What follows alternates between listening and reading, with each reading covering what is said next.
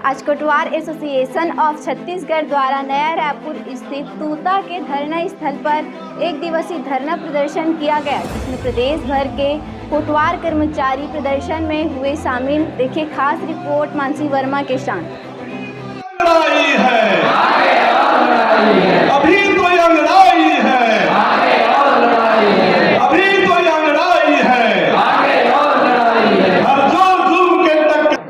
कोटवार संघ पूरे प्रदेश के आज यहाँ मौजूद है। आइए हम सीधे बात करते हैं यहाँ के प्रदेश अध्यक्ष प्रेम किशोर जी से। अपनी 2 सूत्रीय मांग को लेकर फिर से सड़क पर क्या ये हमारा दुर्भाग्य है कि आज हमको आंदोलन इसलिए करना पड़ रहा है कि मुख्यमंत्री ने अपना वादा को पूरा नहीं किया और 2019 से लेकर के अभी तक हम लोग इसी उम्मीद में रहे कि मुख्यमंत्री जो वादा कर रहे हैं उसको वो पूरा करते भी जा रहे हैं। जैसे उन्होंने किसानों के लिए किया और दूसरे वर्गों के लिए किया, वैसे ही हम लोग भी इस उम्मीद में थे कि कोटवारों के लिए उन्होंने जो वादा किया था पाटन सम्मेलन में 2019 में कि हमको सरकारी कर्मचारी बनाने की दिशा में सरकार पहल करेगी और जो मालगुजारी ज़मीन जो आज़ादी के पहले से कोटवारों को मिली थी, वो ज़मीन यदि किसी कारण से वापस छीना गया है बीजेपी शासनकाल में, तो उसको फिर से वापस दे दिया जाएगा। और इसी उम्मीद को लेकर के हम लगातार शासन के साथ अपना संपर्क बनाए रखे, ज्ञापन देते रहे। उसके बावजूद भी 3 साल तक जब कुछ भी नहीं हुआ तो बाध्य होकर के हम लोग पिछले समय से हमको आंदोलन का रास्ता अख्तियार करना पड़ रहा है। और इस कारण से 23 फरवरी 2019 को जब पाटन सम्मेलन में उन्होंने घोषणा की थी, तो उसी तारीख को हमने निर्धारित करके अभी पिछले हमने 23 फरवरी को हमने एक दिवसीय धरना प्रदर्शन अपने अपने तहसील मुख्यालय पर किया था। और हमारी बस वही 2 मांगें हैं। मांग क्या है कि जो आश्वासन उन्होंने दिया था उसको पूरा करने के लिए हमने निवेदन किया है कि कोटवारों को नियमित कर्मचारी का दर्जा दिया जाए और मालगुजारी ज़मीन छीन ली जा रही है उसको हमको वापस कर दिया जाए। तो उस दिन हमने तहसीलदारों के माध्यम से जो है ज्ञापन हमने माननीय मुख्यमंत्री को सौंपा है और उसके बाद हम लोग इंतजार करते रहे। और उसके बाद 16 पिछले समय के 16 फरवरी को 16 मार्च को हमने फिर से संभागीय स्तर जो है हमने आंदोलन किया, एक दिवसीय आंदोलन किया और कलेक्टर के माध्यम से जो है हमने मुख्यमंत्री के नाम ज्ञापन सौंपा। और हमने अपने ज्ञापन में वही निवेदन किया है कि पाटन सम्मेलन में जो आपने घोषणा की थी उसको आप पूरा करिए। और ये दोनों मांग को हम पूरा करने के लिए हम अभी भी शासन के ऊपर एक उम्मीद लगा के बैठे हैं। और जब इस बीच कुछ भी नहीं हुआ तो बाध्य होकर के हमने अपनी जो प्रांतीय संघर्ष समिति के अनुसार जो हमने रणनीति बनाई थी उसके तहत पूरे प्रदेश भर के कोटवारों को आज हमने आंदोलन के लिए यहाँ बुलाया है, धरना प्रदर्शन के बुलाया है। और इसके माध्यम से सरकार से हम ये निवेदन करना चाह रहे हैं कि वो कोटवारों के ऊपर सहानुभूति रखते हुए जो उन्होंने वादा किया था उसको पूरा करे और कोटवारों को नियमित कर्मचारी का दर्जा करने के क्षेत्र में और भू राजस्व में संहिता में संशोधन करते हुए मालगुजारी ज़मीन को वापस उनको मालिकाना हक देने के संदर्भ में वो निर्णय ले और कोटवारों को इससे संतुष्ट करे। इसमें बहुत सी कोटवारों की समस्याएं स्वतः समाप्त हो जाएंगी। चुनावी माहौल है तो क्या लगता है आने वाले समय में मांग पूरी हो सकती है? अगर यही स्थिति रही और यदि अपने वादों को पूरा नहीं कर पाया समय के पूर्व, तो निश्चित रूप से इसका जो है प्रतिकूल असर सरकार पर पड़ सकता है। और हम लोग कोटवार हैं और गाँव में हमारा बहुत ज़्यादा प्रभाव भी रहता है और हम हर समय पिछले समय में भी सरकार ने इसी प्रकार से कोटवारों को अनदेखा किया था और जिसका खामियाजा जो है बीजेपी शासन को भुगतना पड़ा।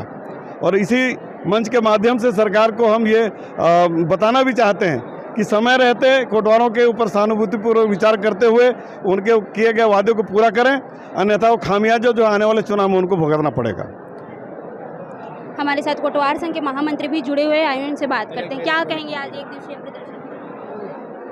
आज प्रदेश के 16,000 कोटवार जो है मुख्यमंत्री भूपेश बघेल द्वारा जो सम्मेलन में घोषणा की गई थी कि कोटवारों को सरकारी कर्मचारी घोषित किया जाएगा और कोटवार का परिवार का सदस्य को ही कोटवार बनाया जाएगा और जो मालगुजारी ज़मीन वापस ले ली गई है उसे पुनः कोटवारों को दिया जाएगा।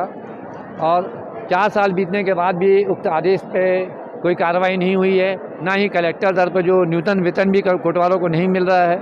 होली जैसे पर्व पे 7-7 महीने कोटवारों को मानदेय नहीं मिला। तो आज स्थिति बहुत विकट है और कोटवारों के जो एक नौकरी का हक है कि कोटवार के परिवारों को ही नौकरी दी जाती है, वारिस को ही नौकरी दी जाती है, तो उसमें भी जो है दूसरे लोगों को दी जा रही है। कोटवार के परिवार जो है ये स्थिति आ जाएगी कुछ दिन में कि भूखे मरेंगे और आत्महत्या करने के लिए भी मजबूर होंगे। तो ऐसे प्रकरण हमारे नॉलेज में आए हैं और मैं चाहूँगा कि उन लोगों से भी आप चर्चा करें, उनकी व्यथा को जानें। और ये जो लड़ाई है सरकार को आगाह कर रही है कि कोटवार एकजुट है 16,000। जो कोटवार आपको कुर्सी में बैठा सकता है वो कोटवार आपको कुर्सी से हटा भी सकता है। पूरे छत्तीसगढ़ के जो 20,000 गाँव हैं, 20,000 गाँव में हर गाँव में एक कोटवार है। और जो कोटवार होता है ये सरकार अच्छी तरह जानती है कि कोटवार के इशारे पे ही गांव चलता है। कोटवार के और जब यदि गांव में अधिकारी भी जाए और कलेक्टर भी जाए तो सबसे पहले उसको कोटवार को ही याद करना पड़ता है। कोटवार के बिना वो गांव में घुस भी नहीं सकता। और ये भीड़ बता रही है कि कोटवार कितना व्यथित और दुख है, जबकि कोरोना काल का समय चल रहा है, सब जान रहे हैं। और सबसे बड़ी बात है कि सरकार को ये भी सोचना चाहिए कि सरकार के आदेश को चैलेंज करके आए हैं। सरकार का सबसे बड़ा कार्यक्रम जो अभी जनगणना चल रहा है, जनगणना, जाति वाली जनगणना चल रही है, वो आज ठप है। ये सरकार के लिए आगाह है कि कोटवार के बिना गाँव में जनगणना हो ही नहीं सकती। और आज जनगणना काम बंद है, ना ही गाँव में कोई मुनादी होगी, ना कोटवार 2 दिन से कोई मुनादी कर रहा है। और ना ही जो है यदि कोई मर जाता है तो उसकी खबर भी पुलिस को मिलेगी। इन्हें पुलिस भी निहत्ती बैठी है और तहसीलदार भी निहत्ती बैठा है और पटवारी का भी काम धाम ठप है। तो कोटवार जो है पूरा गांव का पूरे छत्तीसगढ़ के जितने भी 20,000 गांव हैं उसका पूरा काम पूरा 3 दिन से ठप करके यहाँ पे आके बैठे हुए हैं। और आने वाले समय में ये सरकार के लिए, भूपेश बघेल सरकार के लिए चेतावनी है कि आपने जो घोषणा किया है उसका पालन अपने अधिकारियों से करवाइए, नहीं तो मान के चलिए कि कोटवार जो है आर पार की लड़ाई लड़ने के लिए मजबूर हो जाएगा। और ये कोटवार जो है ये तो जन्म भर कोटवार रहता है। ये सरकारी कर्मचारी नहीं है तो क्या हुआ, सरकारी कर्मचारी 30 साल में रिटायर। और जो विधायक, कोई भी विधायक मुख्यमंत्री बन जाता है वो तो 5 साल के पट्टे वाला होता है, वो तो 5 साल बाद चले ही जाता है, जैसे रमन सिंह जी चले गए। तो ऐसी नौबत ना है, हमारी कोई भावना नहीं है, हमारे किसी कोटवार को मुख्यमंत्री नहीं बनना है, हम लोग राजनीतिक व्यक्ति नहीं है। लेकिन मजबूर मत करिए कि अपना किया हुआ वादा यदि आप पूरा नहीं करोगे तो इसके लिए भी तैयार रहिए। तो जिस प्रकार देख सकते हैं सीधा सरकार पर चेतावनी दे रहे हैं आज के प्रदर्शन के माध्यम से। हमारे साथ और भी महिला कर्मचारी जुड़े हुए, आइए उनसे बात करें। कहाँ से आए हैं? ग्राम निकुम, तहसील दुर्ग, जिला दुर्ग। सरकार से क्या मांग?